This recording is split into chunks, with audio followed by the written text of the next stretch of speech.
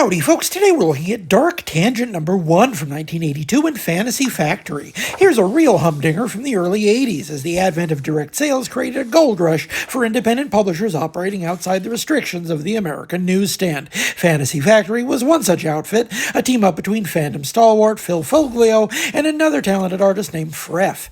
By 1982, Foglio had already won 2 Hugo Awards for Best Fan Artist and begun the long collaboration with Robert Asprin on the Myth Adventures series, which may be where most nerds of a certain age first encountered his work. Our specimen today is something of a tour de force as far as obscure black and white sci-fi stories from the early 80s are concerned. This book was pressed into my hands, figuratively speaking, by a longtime reader and pal who still regretted that only one issue of the series was ever published. And now that I've read it, I keenly understand that disappointment.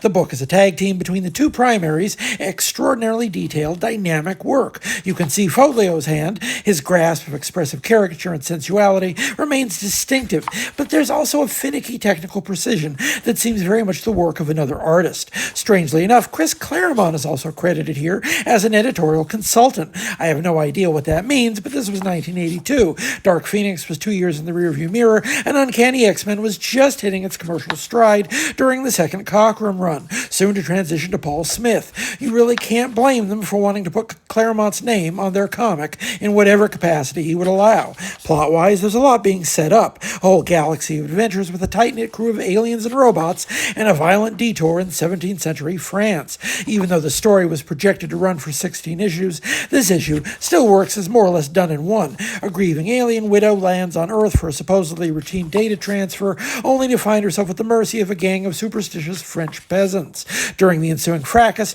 her robot protector becomes soul-bonded to a French swordsman, creating our title character, a romantic robot wielding a rapier on a journey across the galaxy with the woman he has sworn to protect. I'd have liked to see more of these folks, but alas, it was not to be. Foglio would go on to a long career. The first thing of his I ever saw was probably one of the many magic cards he illustrated during the game's golden age, and I also thought Xenophile was quite fun, not one we'll ever be reading on this channel, sadly.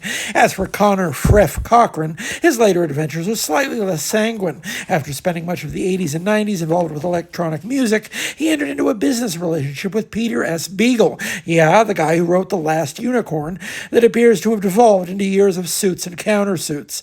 Ugly stuff to read about.